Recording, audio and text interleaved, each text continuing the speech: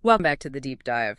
Today, we're going to tackle a concept from Indian philosophy that is, well, maybe the most famous and definitely the most misunderstood. Maya. Maya, right. Most people just hear that word and they instantly think illusion.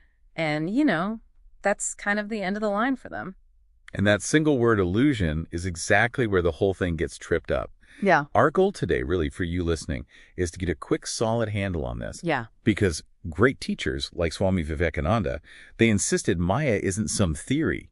He said it's simply a statement of fact. A statement of fact. So Yeah. we need to figure out what that fact is. Now, what is that fact about reality, exactly? Okay, so let's start with the classic analogy Vedanta uses, the snake and the rope. Right. Imagine you're walking home, it's getting dark, and you just freeze. You see what looks like a coiled snake on the path ahead. And your heart starts pounding. That feeling, the terror, is completely real. You'd probably turn and run. But then you come back, maybe with a flashlight, and you see it wasn't a snake at all. It's just a coiled up rope. So the snake had a relative reality. It had a real effect. It absolutely did. It caused real fear, real adrenaline.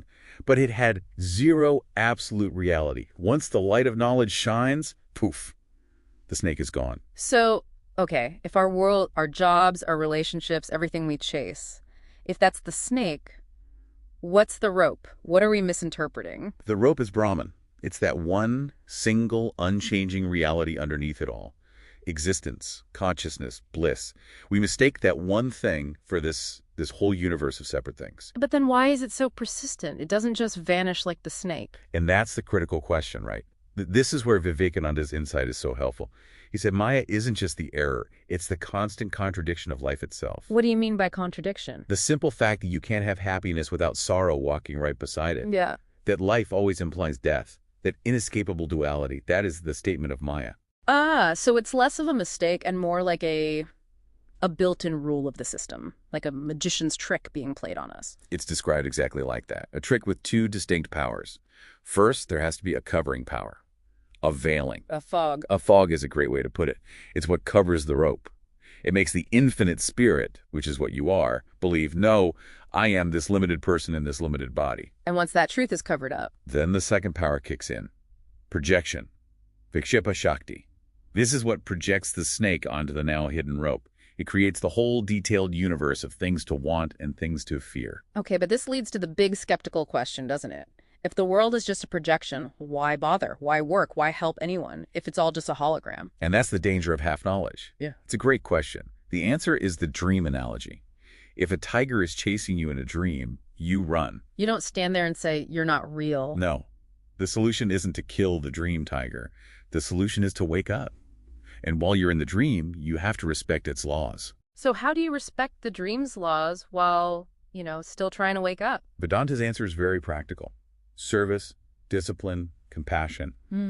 These things purify the mind. And that purification is what thins out that veil of ignorance. It prepares your mind to see the rope. And this brings us to Sri Ramakrishna's tool for this, right? He talked about two kinds of Maya. Yes, this is brilliant. He said there's avidya Maya, the ignorance that drags you down, greed, anger, all that. The bad illusion. Right. But then there's vidya Maya, the illusion of knowledge. Things like devotion, compassion, discipline.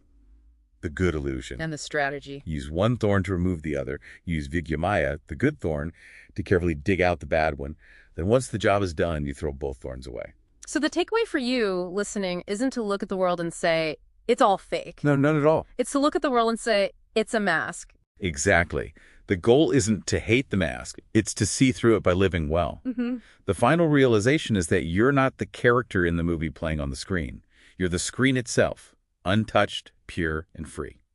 The Upanishads declare, Satyameva Jayate, truth alone triumphs. Yeah. So we've talked about the mask and the dream. We'd like to leave you with a question. What specific actions in your life right now, maybe a discipline you've taken on or an act of compassion, are functioning as your vidya Maya? What's helping you keep your discrimination sharp?